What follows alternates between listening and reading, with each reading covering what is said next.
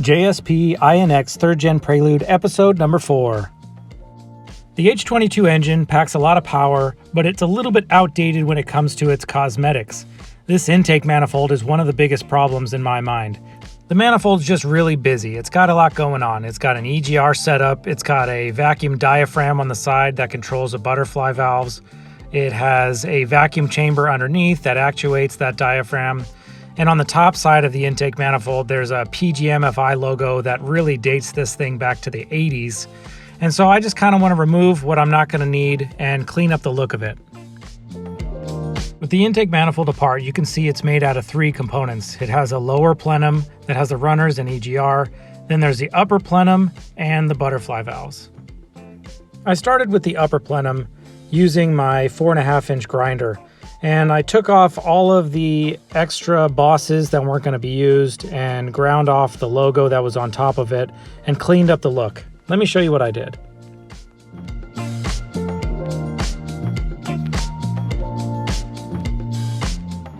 So probably the most noticeable difference is the logo missing from the top of the plenum. It was completely ground off, and then I had to contour the top of this to give it kind of a rounded shape, like what you would have expected it to look like without it. I also removed a couple of bosses that were just around the edges here that weren't really doing anything. And this was all to just get rid of some of that busyness on the intake manifold. Then after sanding it down, I finished it off with a little JSP and INX logo on top. Here's a before and after.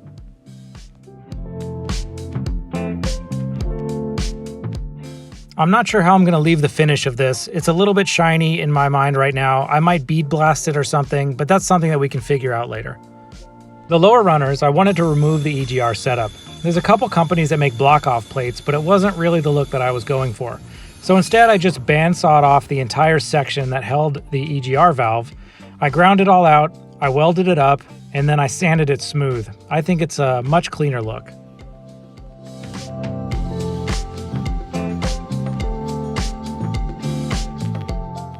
Next up on the list of things for this car was the intake system. Now the 3rd Gen Prelude has a lot of stuff going on behind the passenger headlight, so you don't have a ton of options, unless you remove it all. I have a very specific look I'm going for with this engine bay, and it all started with me purchasing this awesome intake airbox.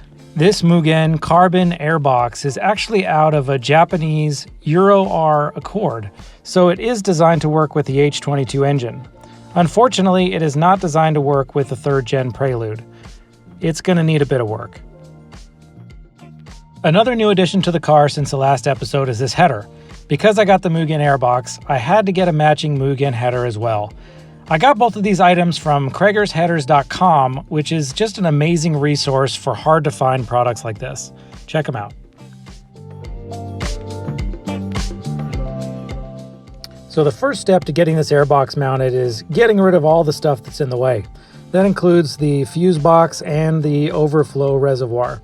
But to get to all of this, I'm going to have to take off the bumper and the fender.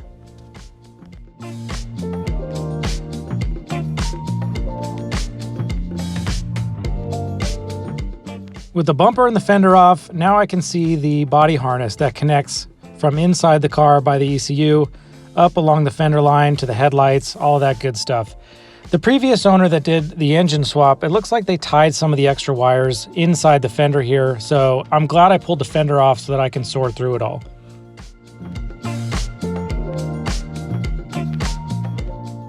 First thing to remove is the overflow reservoir. It's pretty easy to take out. It's just got a couple of M6 screws that hold it onto the body. And then the fill portion also has another M6 screw.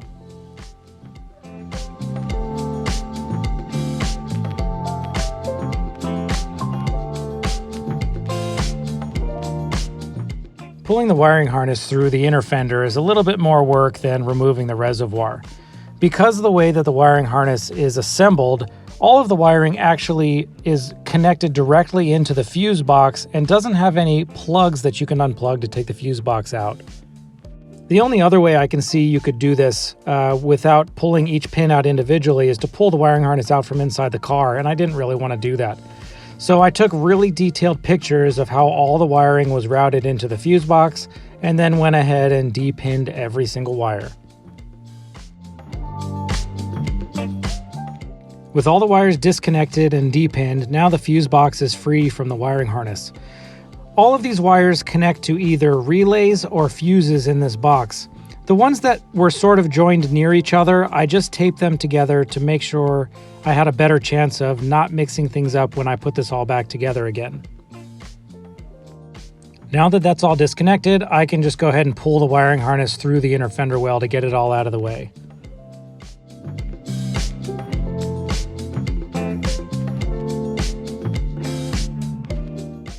So with the reservoir removed and the fuse box removed, the next thing to do is remove this bracket that was holding the fuse box.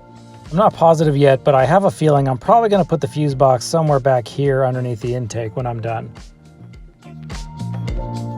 The mounting bracket is attached to the fender well with just a couple of spot welds, so it's pretty easy to take them off. Just requires a couple of tools.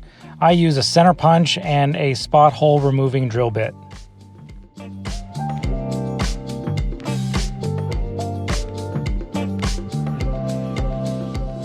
The goal with this tool is to just drill around the outside of the spot weld that's on the bracket, leaving the spot weld on the fender well. That way you don't drill through the metal.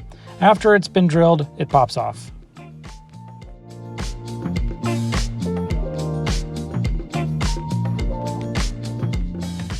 With all that stuff removed, then we can go ahead and test fit the airbox back in again, and we can see what other things have to be done. The bottom side of this airbox has an attachment that's somewhat of a velocity stack that drops down into the fender well, so we're going to have to cut a hole in the bottom for that to fit through. You can also see that the airbox is sitting way too high. The hood would not even come close to closing.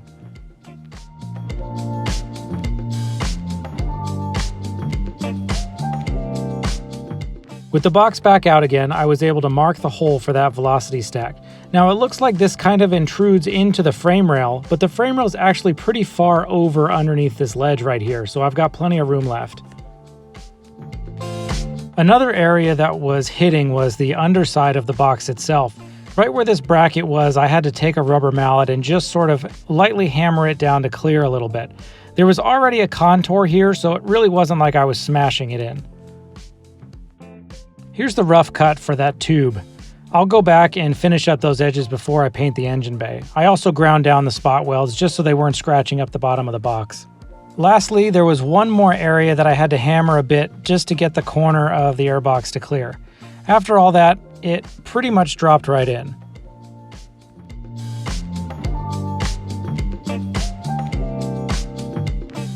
You can see that it fits much better now. It fits below the hood line and it sits more level with the headlight. The mounting bracket that came on this doesn't quite line up, but it's much closer to the frame rail, so when we do mount it, that'll be a lot easier. Now that the box is in a place close to where it's going to end up, I can see that the intake tube is a little bit off from the throttle body, so that's going to be something that has to be adjusted as well. I was thinking I could probably cut this and section it a little bit closer together. That would move the end of the tube forward and outward. Probably would align pretty good, so I can try that once we get closer to finish. Next was the mounting brackets for the airbox itself. Just like I did with the engine mounts in the earlier episodes, I start by drawing up something really simple and then I 3D print it. So I started with a little offset bracket that was on the back side, and then I drew this bigger bracket that goes to the front of the airbox. Then it goes into the slicer program before it gets 3D printed to make sure that all the layers look good, and then we 3D print.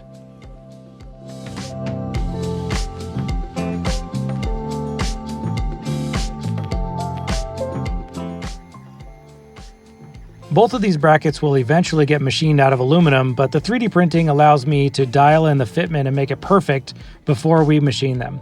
Here's the finished 3D printed bracket.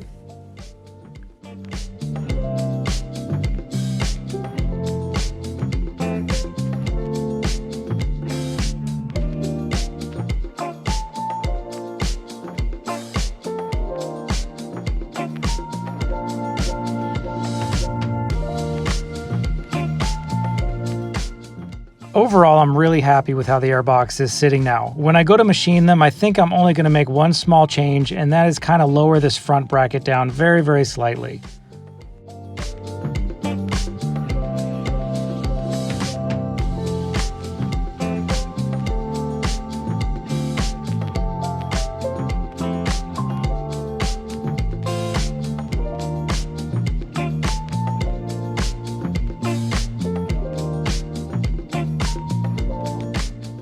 Here's a final look of the 3D printed brackets. On top of them, I printed these little bushings that are probably going to be made out of a mixture of aluminum and rubber to reduce the vibration of the airbox. Lastly, to finish off the episode, I had to pull off all the masking tape, and here's what the final product looks like. There's only a couple of small details left now before I pull the engine out. After those are finished, the engine is going to come out for a little bit of a refresh, and then I'm going to prep and repaint the entire engine bay.